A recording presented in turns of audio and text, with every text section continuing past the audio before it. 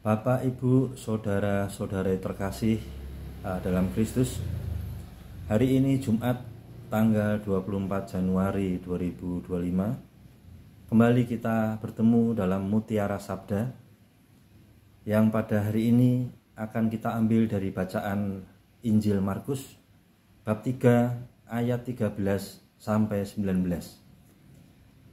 dengan judul Yesus memanggil ke-12 Rasul. Marilah kita awali dengan tanda kemenangan kita. Dalam nama Bapa dan Putra dan Roh Kudus. Amin. Kemudian naiklah Yesus ke atas bukit. Ia memanggil orang-orang yang dikehendakinya, dan mereka pun datang kepadanya.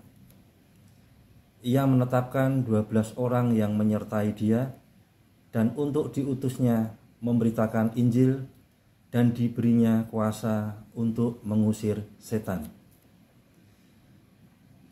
Ke-12 orang yang ditetapkannya itu ialah Simon yang diberinya nama Petrus, Yakobus anak Zebedeus,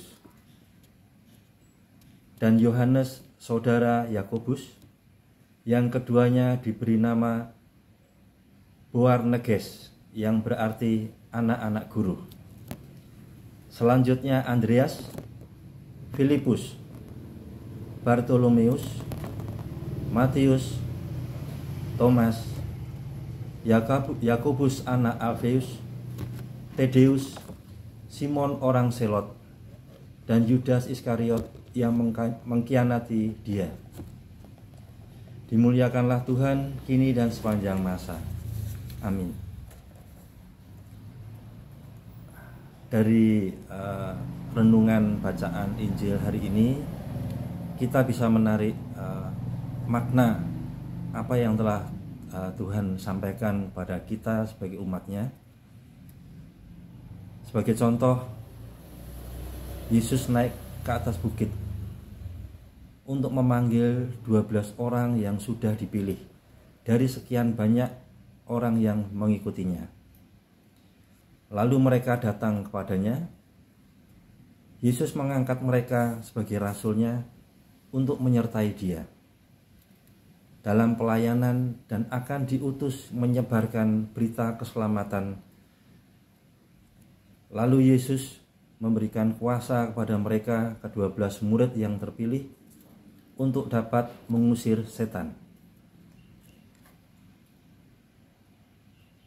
Dan dalam hal ini Yesus mengutus murid-muridnya untuk memberitakan Injil kepada semua orang. Murid-murid yang dipilih diminta untuk ikut ambil bagian, bisa melakukan yang terbaik, belajar dari sabda dan kehidupannya. Mari kita merenungkan apa yang sudah Tuhan sampaikan lewat firman-Nya hari ini, bahwa panggilan Allah adalah anugerah bagi kita, termasuk panggilan seperti kita semua sebagai anggota prodiakon. Itu merupakan bagian dari panggilan Allah. Panggilan Allah tidak pernah berarti pemaksaan. Kita sebagai manusia, sebagai umat Tuhan, memiliki kebebasan untuk menjawab ya atau tidak atas panggilan Allah tersebut.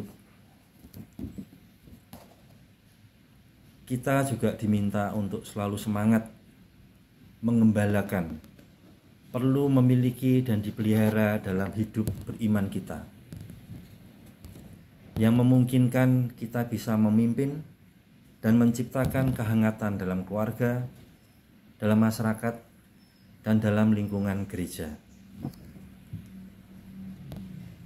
Marilah kita merenungkan bacaan Injil hari ini supaya kita selalu siap secara batin dan meneladani iman di dalam menerima panggilan Allah dalam hidup kita. Amin.